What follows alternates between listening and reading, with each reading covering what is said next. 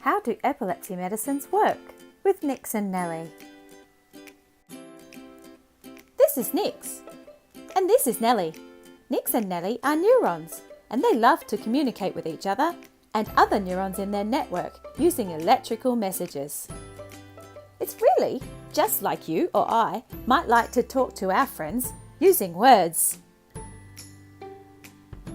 Sometimes the neurons in our brain can get unhappy and start to send too many messages, and then we can have a seizure.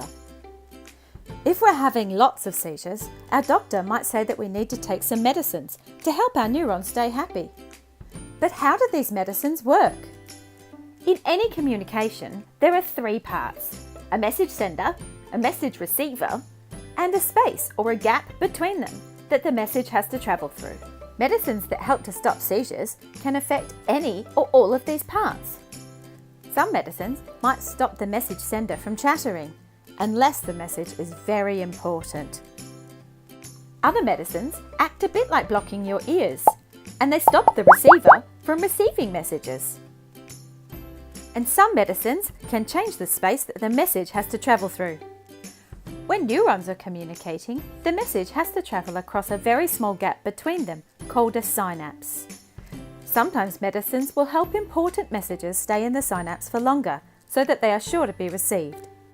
There are lots of medicines for epilepsy, and they all work a little bit differently. Quite often, one medicine will be enough to make our neurons happy again, but sometimes we need to take more or swap medicines around until our seizures are controlled. Even when we take our medicine, sometimes things like flashing lights or being too hot or cold can make our neurons unhappy. If this happens, we need to speak to our doctor. And always be aware of our seizure triggers. So, that's how epilepsy medicines work. Thanks, Nix and Nellie.